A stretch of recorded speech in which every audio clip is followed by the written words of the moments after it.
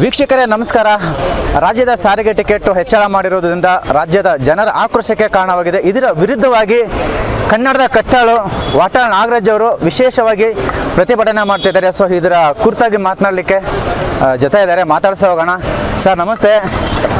ಈ ಟಿಕೆಟ್ ದರದ ವಿರುದ್ಧವಾಗಿ ನೀವು ಒಂದು ಡಿಫ್ರೆಂಟಾಗಿ ಹೋರಾಟ ಮಾಡ್ತಿದ್ದೀರಿ ಸರ್. ಮೊದಲ ರಿಯಾಕ್ಷನ್ ಹೇಗೆ ಅಂತ? ಇದು ಮೊದಲನೇದು ಗಂಡಸರೇ ಬೇರೆ ಹೆಂಗಸರೇ ಬೇರೆ ಮಾಡಿದ್ದಾರೆ. ಹೆಂಗಸರುಗಳಿಗೆ ಉಚಿತ ಪ್ರಯಾಣ, ಗೃಹಲಕ್ಷ್ಮಿ ಯೋಜನೆ, ನಾವು ಅದನ್ನೇನು ವಿರೋಧ ಮಾಡೋಕ್ಕೆ ಹೋಗಲ್ಲ, ನಾವು ಅದರ ಪರನೇ ಇದ್ದೀವಿ. ಆದರೆ ಭೇದ ಭಾವನೆ ಮಾಡಬೇಡಿ, ಗಂಡಸರನ್ನ ಕಡೆಗಾಣಿಸ್ಬೇಡಿ. ಗಂಡಸರಿಗೂ ಮನೆ ಹೆಂಗಸರಿಗೂ ಬೇರೆ ಬೇರೆ ಅಂತ ಮಾಡಬೇಡಿ, ಒಳ್ಳೆಯದಲ್ಲ. ನೀವು ಟಿಕೆಟ್ ದರ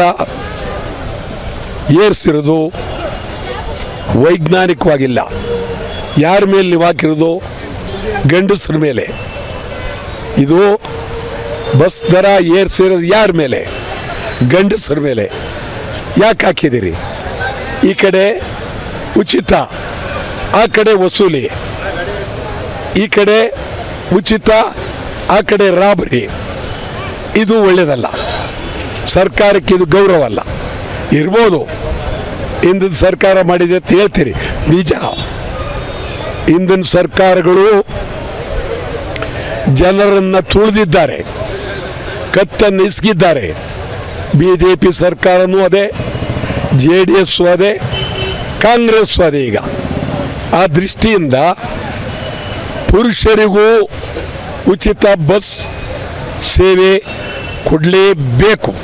ಇದು ಕನ್ನಡ ಚಳವಳಿ ವಾಟಾಳ್ ಪಕ್ಷದ ಒತ್ತಾಯ. ಸರ್ ಹಾಗೇನೆ ಹೇಳಿದ್ರು ನೆನ್ನೆ ಪತ್ರಿಕಾಗೋಷ್ಠಿಯಲ್ಲಿ ಅಷ್ಟೇ ಪತ್ರಿಕಾಗೋಷ್ಠಿಯಲ್ಲಿ ರಾಮಲಿಂಗಾರೆಡ್ಡಿ ಸರ್ ಅವರು ಹೇಳ್ತಿದ್ರು, ಈ ಬೆಲೆ ಹೆಚ್ಚಳ ಮಾಡಲಿಕ್ಕೆ ಇಂದಿನ ಸರ್ಕಾರನೇ ಕಾರಣ ಅಂತ ಹೇಳ್ತಿದ್ರು. ಒಂದು ವೇಳೆ ಹೆಚ್ಚಳನ ಹಿಂಪಡಿಲಿಲ್ಲ ಅಂದರೆ ನಿಮ್ಮ ಹೋರಾಟ ಯಾವ ರೀತಿ ಇರುತ್ತೆ ಸರ್ ಮುಂದಿನ ದಿನಗಳಲ್ಲಿ ಅಂತ? ನಾವು ನಿರಂತರವಾಗಿ ಇಡೀ ರಾಜ್ಯಾದ್ಯಂತ ವಿನೂತನವಾಗಿ ಚಳವಳಿಯನ್ನು ನಡೆಸಬೇಕು ಅಂತ ಮಾಡಿದ್ದೇವೆ.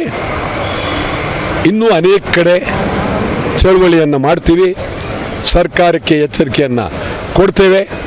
ಸರ್ಕಾರದವರು ಗೌರವದಿಂದ ದರ ಏರಿಕೆಯನ್ನು ಇಳಿಸಬೇಕಾದ ಅವ್ರ ಕರ್ತವ್ಯ, ಅದನ್ನು ಅವರು ಮಾಡಬೇಕಾಗಿದೆ.